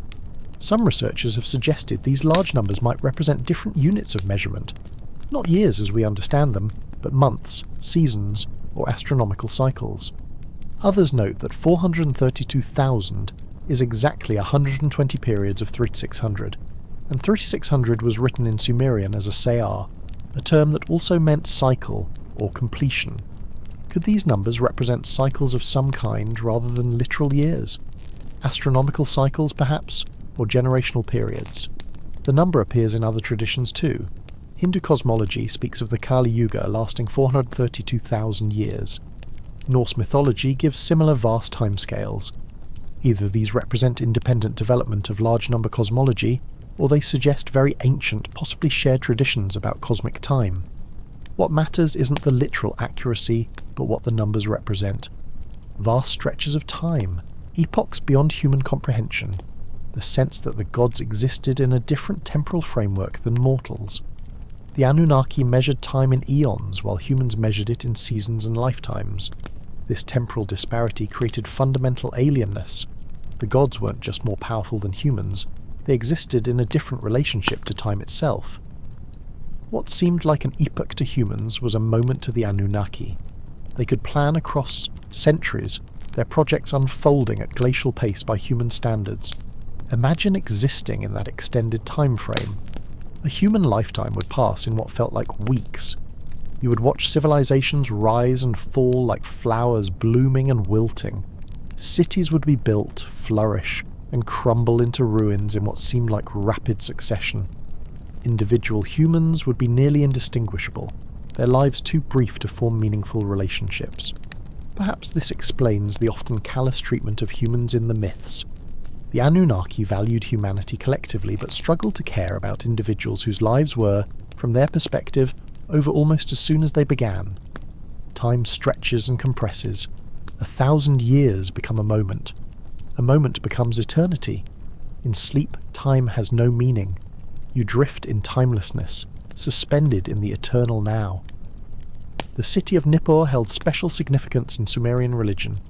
It was never a major political capital, never ruled by powerful dynasties, yet it maintained prestige throughout Mesopotamian history because it housed the Akur, the temple of Enlil, king of the gods. Nippur was neutral ground, sacred space belonging to no earthly king. Its priests maintained the sacred calendar, determined religious festivals, and legitimized rulers. A king might conquer many cities, but unless the priests of Nippur recognized his authority, he wasn't truly king. This separation of religious and political authority is fascinating. Nippur shows that ancient Mesopotamians understood the power of legitimacy, of symbolic authority distinct from mere force. A king needed military might to seize power, but he needed religious validation to hold it. The Akur itself was believed to be the place where earth and heaven connected, where Enlil made his decrees that became cosmic law.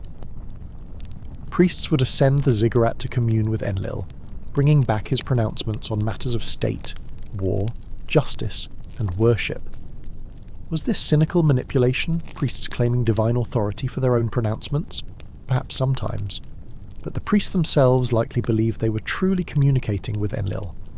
The line between genuine religious experience and political convenience is difficult to draw, especially looking back across 4,000 years.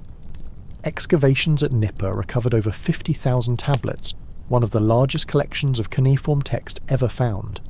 These include hymns, prayers, myths, administrative records, legal texts, and scholarly works. The sheer volume suggests Nippur functioned as a centre of learning, a repository of knowledge where scribes trained and texts were preserved.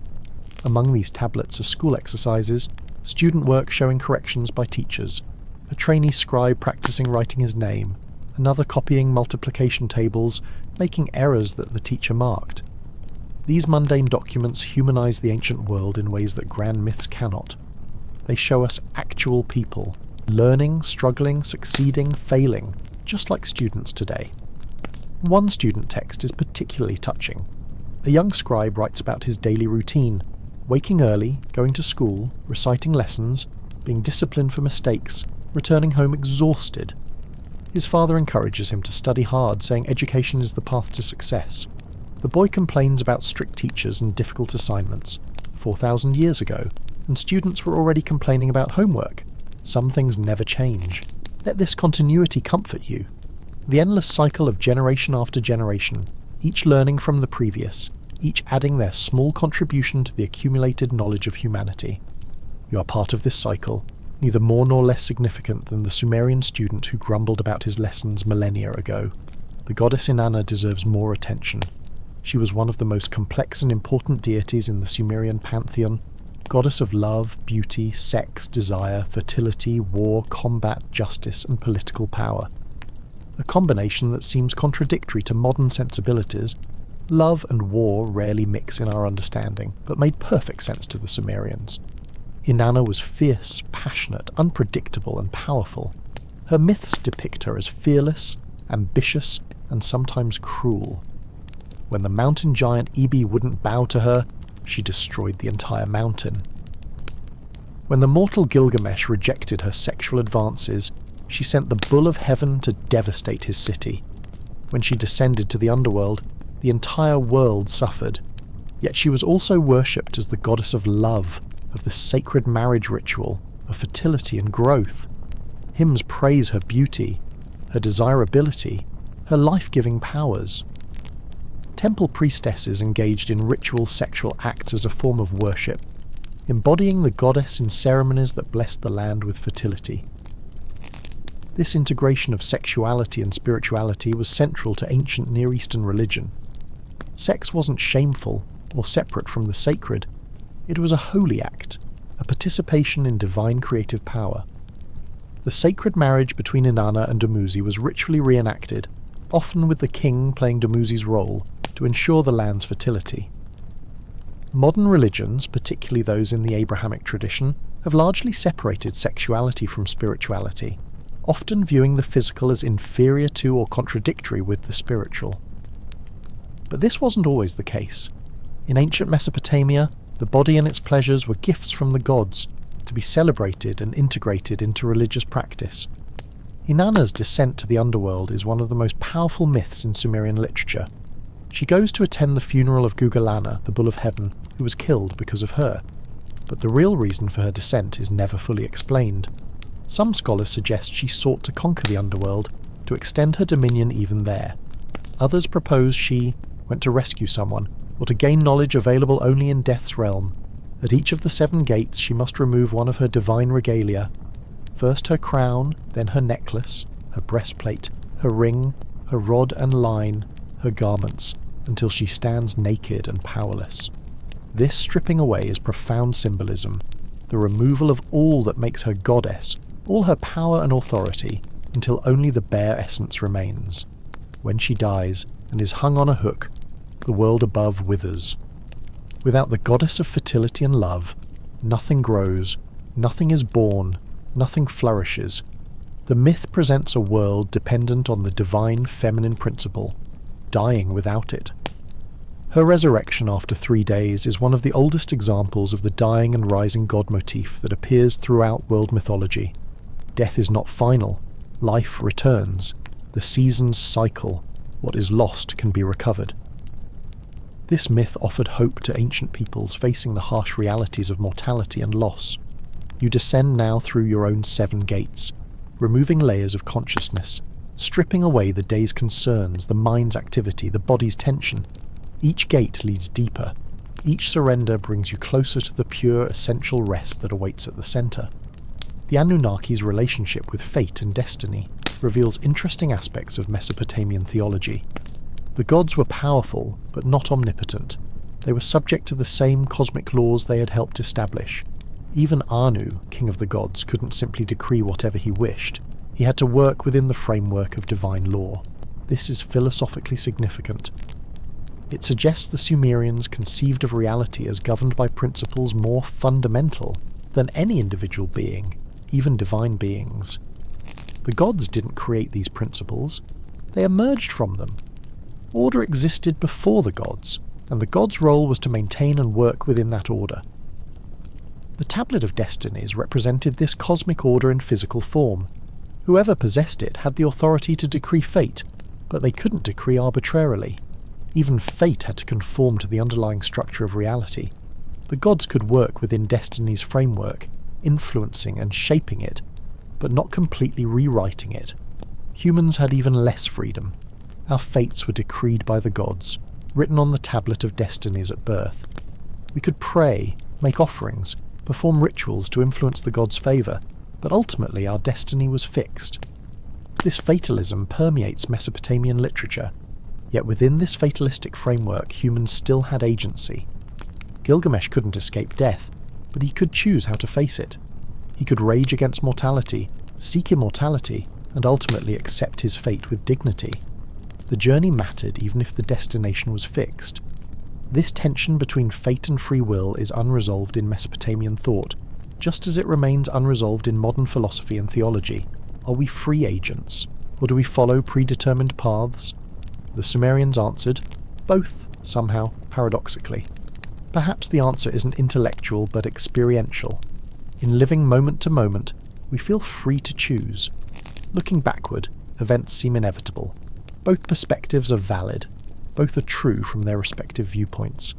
As you drift deeper into sleep, you surrender to fate, to the body's need for rest, to the mind's requirement for unconsciousness. This surrender isn't defeat but wisdom, accepting what cannot be changed, working within reality's constraints rather than exhausting yourself fighting them. The story of Adapa offers another perspective on the Anunnaki's relationship with humanity. Adapa was a sage, created by Enki and granted great wisdom. He served as a priest in Enki's temple at Eridu, performing daily rituals and managing the god's affairs on Earth. One day while fishing, the south wind capsized Adapa's boat. Furious Adapa cursed the wind and broke its wing, stopping it from blowing for 7 days. This disruption of natural order caught the attention of Anu, who summoned Adapa to heaven to answer for his actions. Enki, Adapa's creator and patron, warned him about going before Anu. He told Adapa to dress in mourning, to claim he was grieving for 2 gods who had disappeared from Earth. Anu's gatekeepers, Dumuzi and Gazida, would ask why he mourned. When Adapa answered, they would be pleased because he mourned for them. They were the missing gods. They would speak favourably of Adapa to Anu, but Enki warned Anu would offer Adapa the bread and water of death. Adapa must refuse to eat or drink anything offered to him. Everything happened as Enki predicted. The gatekeepers were pleased, spoke well of Adapa, and Anu decided to forgive him. Impressed by this mortal's wisdom and power, Anu decided to grant Adapa immortality. He offered Adapa the bread and water of life. But Adapa, following Enki's instructions, refused. Anu was puzzled. Why would anyone refuse immortality? Adapa explained that Enki had warned him these were the bread and water of death. Anu realized what had happened. Enki had deliberately deceived Adapa, preventing him from gaining immortality. Why? Why would Enki, humanity's benefactor, deliberately prevent one of his own creations from becoming immortal? The text doesn't fully explain, but it suggests certain boundaries could not be crossed. Immortality belonged to the gods alone. Even Enki, who loved humanity, could not or would not give us that final gift. Adapa returned to Earth, still mortal, still wise, but forever barred from the immortality that had been within his grasp. His story becomes a cautionary tale. Seeking what is not meant for humanity leads only to loss. Yet the story also reveals tension among the Anunnaki. Anu was willing to grant immortality.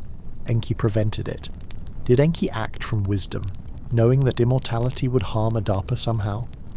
Or from jealousy, wanting to maintain the god's monopoly on eternal life? The text leaves this ambiguous. Ambiguity is appropriate.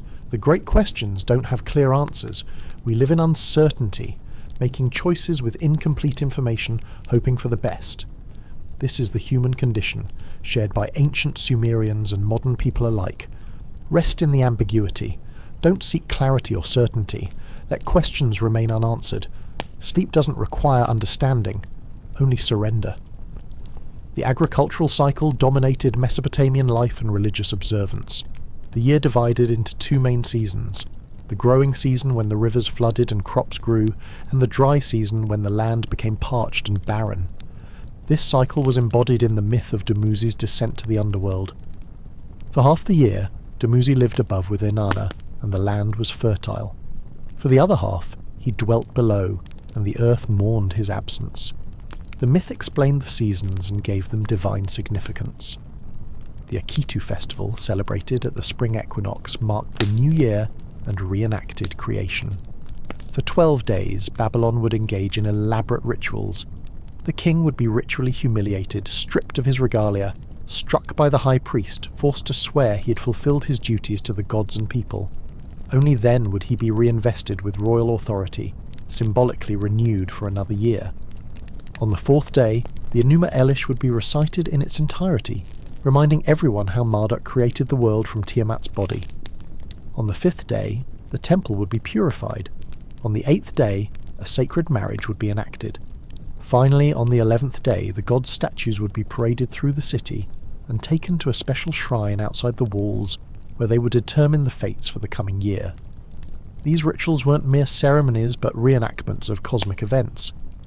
The participants believed they were actually helping maintain cosmic order, ensuring the world would continue for another year. The king's humiliation represented chaos. His reinvestment represented the restoration of order. The recitation of creation myths wasn't remembering but recreating. This concept, ritual as efficacious action that maintains reality, is foreign to modern secular thinking. We see rituals as symbolic at best, empty formalities at worst. But for the Mesopotamians, ritual was technology, a method of maintaining the cosmos like we maintain infrastructure. Imagine believing your actions literally held the world together. The weight of that responsibility. The terror that skipping a ritual might cause reality to unravel. The priests who performed these ceremonies carried humanity's survival on their shoulders, or so they believed. Perhaps they were right in a sense. The rituals maintained social order, reinforced shared values, created collective meaning. When the rituals stopped, the culture that performed them died. The Akitu festival hasn't been celebrated for over 2,000 years. Babylon is ruins, but the human need for meaningful ritual continues, taking new forms, serving similar purposes. All rituals end, all ceremonies conclude, all activities cease. Finally, there is only rest, only silence, only the deep peace beyond all doing. The legal codes of Mesopotamia reveal practical concerns behind mythological frameworks. The Code of Ur-Nammu, written around 2100 BCE, is the oldest surviving law code. It's followed by the Code of Lipit Ishtar and the famous Code of Hammurabi from around 1750 BCE. These codes reveal societies struggling with the same issues we face: property disputes, debt, marriage and divorce, inheritance, assault, theft, murder. The punishments were often harsh by modern standards, eyes for eyes, teeth for teeth. Yet they represented progress from arbitrary justice, establishing that law should be public, consistent, and proportionate to the crime. Hammurabi's code famously begins with the king claiming he received his laws from the sun god Shamash, depicted on the stone stele showing Shamash handing the law code to the king. Divine authority legitimized earthly law, making it not merely the king's will but cosmic command. The code protects the weak against the powerful, widows, orphans, the poor. It sets maximum interest rates on loans. It establishes minimum wages. It requires contracts for business transactions. It's more sophisticated than simple revenge justice, showing a society thinking seriously about how to maintain order fairly. Some laws seem strange. If a poorly built house collapses and kills the owner, the builder shall be put to death. If it kills the owner's son, the builder's son shall be put to death. This seems monstrously unjust to us, punishing the son for the father's error. But it reveals how the Mesopotamians thought about corporate identity, viewing the family as a unit responsible collectively. Other laws are surprisingly modern. Women could own property, conduct business, divorce abusive husbands. Adoption was legally recognized and regulated. False accusation was punished as severely as the crime falsely alleged.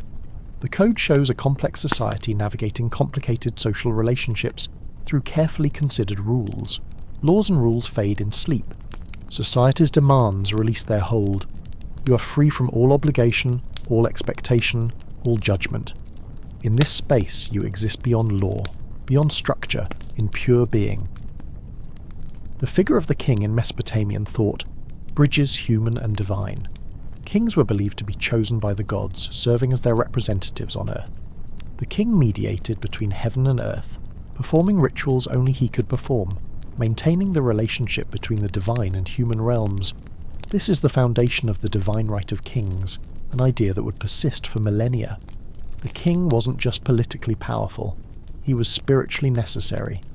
Without the proper king performing proper rituals, the gods might withdraw their favour, bringing disaster. Yet kings were still mortal. They aged, sickened, and died like other humans. Their divinity was functional, not essential. They were divine because of their role, not their nature. When they died, their divinity transferred to their successor. The royal succession was therefore critical. An improperly chosen or unfit king threatened cosmic order.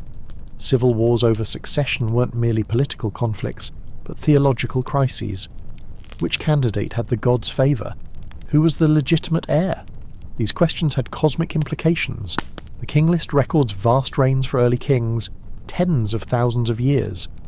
After the flood, the numbers become more reasonable but still exaggerated, several hundred years. Only gradually do they approach realistic human lifespans. This progression might represent mythological time gradually giving way to historical time, or the divine becoming increasingly human. Kingship itself, the texts say, descended from heaven after the flood. Before the deluge, the gods ruled directly. After it, they appointed human intermediaries. This represents humanity's increasing independence, our growing capacity for self-governance, even as we remained subordinate to divine authority. The tension between human capacity and divine authority runs throughout Mesopotamian thought. We were created to serve, yet we developed our own thoughts, desires, and ambitions. We were meant to be obedient slaves, yet we created art, literature, mathematics, philosophy.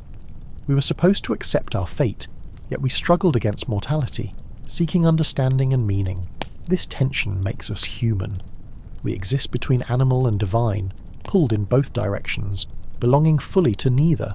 Our glory and our tragedy lie in this liminal position, forever reaching toward transcendence while trapped in mortality. But in sleep the tension releases. Divine and human, mortal and eternal, all distinctions dissolve. You simply are, without category or definition, pure existence beyond all qualification. The demons and monsters of Mesopotamian mythology reveal what the culture feared. Lamashtu, a female demon who threatened pregnant women and infants, embodied the ever-present danger of childbirth and infant mortality. Amulets and prayers sought protection against her, acknowledging that many children died before they could be properly named. The Gala were demons of the underworld, merciless beings without compassion. They couldn't be bribed or reasoned with. When they came for you, nothing could stop them. They represented death's inevitability, the ultimate force that no magic or prayer could permanently defeat. Pazuzu, with his lion's head, eagle's feet, and insect body, was ironically invoked for protection. Though himself malevolent, he fought against Lamashtu, one demon cancelling another.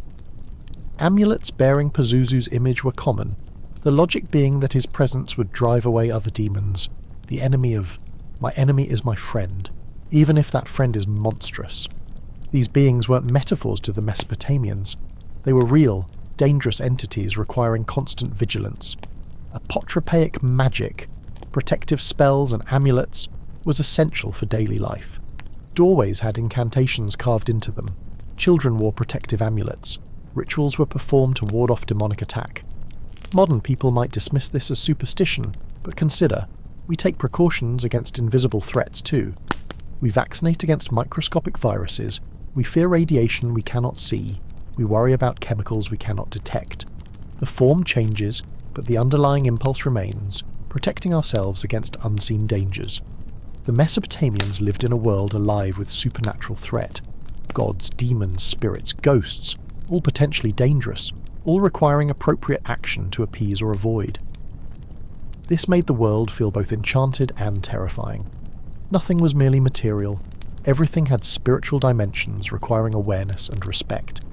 In our disenchanted modern world, we've traded supernatural threat for natural threat. We fear cancer, heart disease, accidents, crime, dangers just as real and often as arbitrary as demonic attack. We've removed the spiritual dimension, but vulnerability remains. We're still mortal, still fragile, still at risk. All threats fade in sleep's sanctuary. Here, nothing can harm you. The demons lose their power, the dangers recede. You exist in a protected space beyond fear, beyond vulnerability, held in safety absolute and complete. Music filled the ancient world, though we can only imagine its sounds. Lyres, harps, drums, flutes, rattles. These instruments appear in artwork and archaeological sites. The royal cemetery at Ur contained elaborate lyres, decorated with gold and lapis lazuli, showing music's importance in religious and royal contexts. The Sumerians wrote hymns intended for musical performance. Though we have the words, the melodies are lost. Scholars have attempted reconstructions based on much later Babylonian musical notation, but these remain speculative. We may never hear Sumerian music as it actually sounded, yet the texts give us glimpses. Temple musicians held important positions. They trained for years in conservatories attached to temples, learning repertoires of hymns, lamentations and praise songs. Different instruments accompanied different types of ceremonies. The tigi was a type of composition for lyre. The Ashema was a lamentation performed with flute. Music wasn't mere entertainment. It was technology for affecting reality, for communicating with gods, for inducing trance states and spiritual experiences. The right music properly performed could heal sickness, ensure good harvest, ward off evil, please the gods. One text describes a lyre concert that lasted all day, with different pieces performed at different hours as offerings to various deities. The musicians would have needed extraordinary stamina and an enormous memorized repertoire. Their skill was both artistic and ritual, their performance both aesthetic and functional. Imagine the sound echoing through a ziggurat temple at dawn, hymns to Utu, the sun god, as light first touched the structure's summit. The music would have marked time, structured the day, connected human activity to cosmic rhythms. It created sacred space through sound, transforming ordinary experience into encounter with the divine. All music eventually ends. The last notes fade into silence, the instruments are set aside, the musicians rest. And in the silence after music, there is peace, the appreciation of sound made deeper by its absence. You rest now in that silence, the silence after all music has played, after all voices have spoken, after all sound has ceased. Pure silence, pregnant with the memory of sound but empty of it, holding space for rest. The creation myths contain fascinating details about the process of making humans. The texts describe mixing clay from the earth with the blood of a slain god. The god chosen was usually described as one who participated in rebellion, whose death served both punishment and purpose. His blood contained his essence, his divine nature, his consciousness. Mixed with clay from the earth, this created something new. Beings with physical bodies from the earth, but consciousness from the divine. We were made literally from these two elements, grounded in matter but containing a spark of the gods themselves. This dual nature explained human experience. Our bodies are earthly, subject to decay, hunger, exhaustion, death.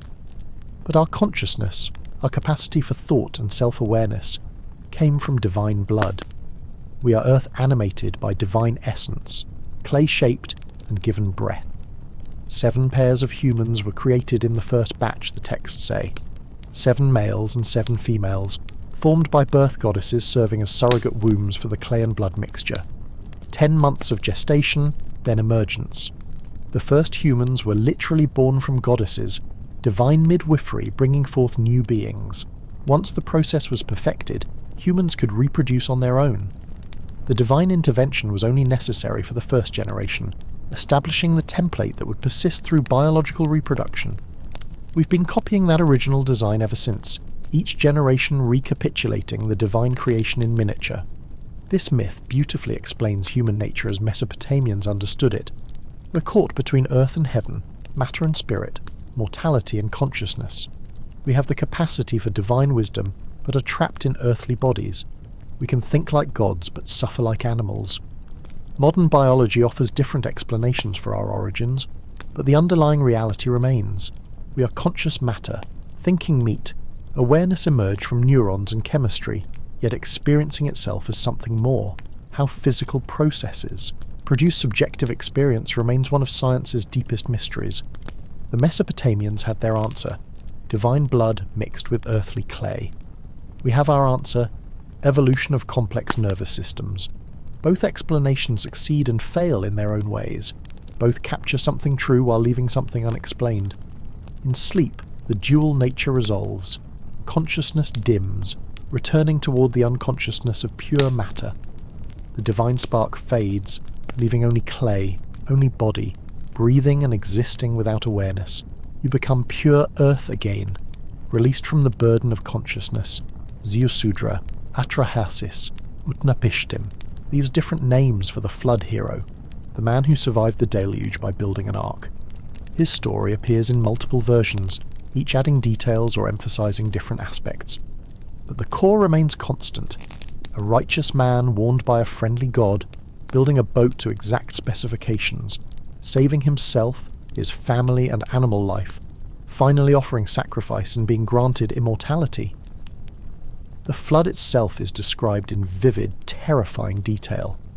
Rain falls for 7 days and nights. The foundations of the earth crack open, releasing subterranean waters. The storm is so fierce that even the gods are frightened, cowering like dogs. The noise is deafening. The destruction is total. On the 7th day, the storm subsides. the flood hero opens a window and sees that all of humanity has been turned to clay, exactly what we were made from. The irony is profound.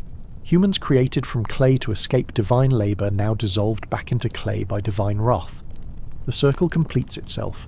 The boat rests on a mountain. The hero sends out birds to find dry land. First a dove, which returns finding nothing, then a swallow, which also returns, finally a raven, which doesn't return, showing land exists. The hero exits the boat and offers sacrifice. The gods, who haven't received offerings during the flood, are starving. They swarm around the sacrifice like flies, undignified in their hunger. Enlil is furious to discover survivors.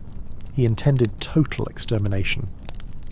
But Enki defends his actions, arguing that destroying all humanity for the sins of some was excessive. Instead, Enlil should use more moderate punishments. Wild animals to keep populations down, famines and plagues to prevent overcrowding, infertility to control births. Total destruction should be the last resort, not the first response. This argument apparently persuades Enlil. He grants the flood hero and his wife immortality as compensation, but this is explicitly a one-time gift. Humanity as a species survives, but individuals remain mortal. The natural checks Enlil implements, disease, predators, infertility, persist to this day. The flood represents a reset, a second chance for humanity. We failed the first time, becoming too numerous and too noisy, disturbing the gods' peace. After the flood, we're given another opportunity but with stricter limitations. We can thrive but not too much. We can grow but not without limit. Modern humanity faces similar questions about growth and limits. Can we expand indefinitely? What are the natural checks on human population and consumption? At what point does our success become destructive? The flood myth speaks to these perennial concerns about sustainability and balance, but such concerns have no place in sleep. Population pressures, environmental limits, the future of humanity, all irrelevant in this moment of rest. The problems of the waking world dissolve. You float free from all such worries, suspended in timeless peace. The relationship between writing and memory transformed human consciousness. Before writing, knowledge existed only in living minds, transmitted orally from generation to generation. Each transmission risked error, addition, or deletion. The past lived only in memory, unstable and malleable. Writing changed everything. Now knowledge could be fixed, made permanent, referenced exactly. The past became stable, documentable, verifiable. You could compare what actually happened to what people remembered happening.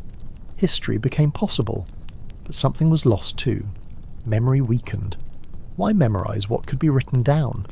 The vast mental capacity required for oral tradition, the ability to remember thousands of lines of poetry, complex genealogies, detailed technical procedures, atrophied. Writing became a crutch that made us cognitively weaker, even as it made our civilization stronger. Socrates, much later, would argue against writing for exactly this reason. He believed writing would make people forgetful, reliant on external marks rather than internal knowledge. He preferred dialogue, live conversation where ideas could be tested, refined, adapted in real time. Writing fixed ideas prematurely, freezing them before they fully developed. Yet here we are, reading written words about Socrates' objections to writing, knowing them only because Plato wrote them down.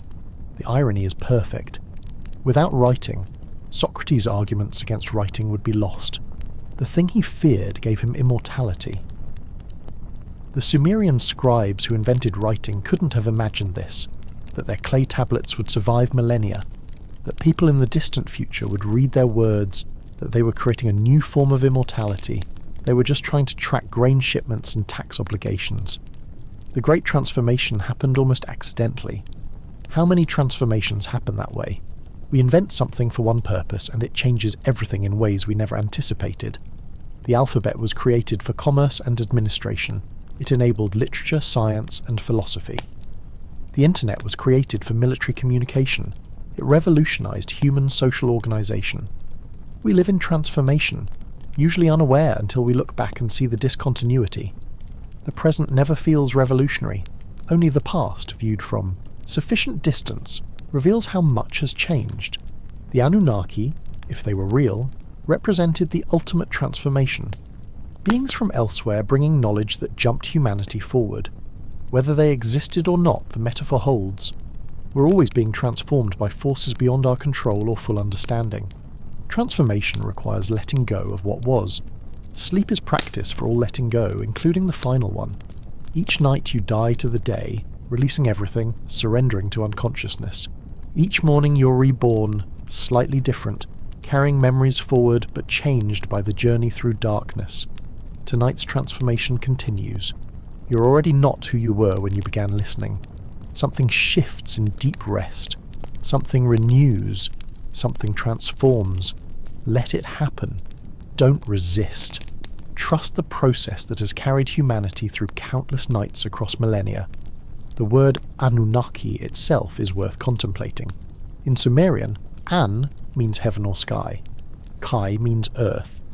The Anunnaki are the children of An, beings of heaven who came to earth. They bridge two worlds, belonging fully to neither, at home in both. This liminality, existing between states, defines much of Mesopotamian cosmology. The gods aren't purely transcendent or purely immanent. They're involved in earthly affairs, yet distant from human concerns.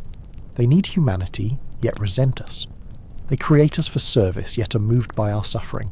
We too exist between states, between waking and sleep, between past and future, between earth and whatever comes after.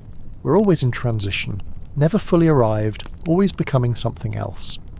The Anunnaki worked the earth before humans existed, according to the myths. They dug canals, planted fields, built cities, divine labour for divine purposes. But they grew tired. Even immortals can exhaust themselves. So they created humanity to take over the work.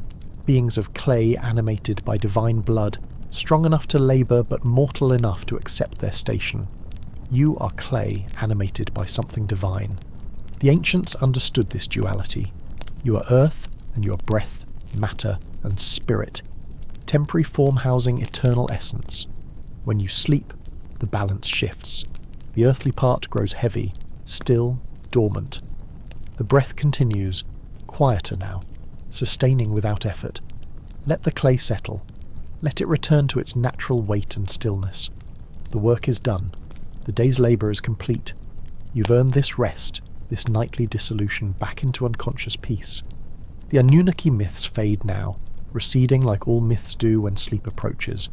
The stories were never meant to keep you awake, only to carry you gently toward this moment of release. They've done their work. Now only rest remains. Your breathing deepens, your thoughts slow. The boundary between waking and sleep grows thin, permeable, welcoming. You pass through it effortlessly, a child of earth returning to darkness, a being of breath dissolving into dreams. Sleep now, the ancient stories continue without you, as they always have, as they always will. You need not witness them tonight. Let go, surrender, sleep.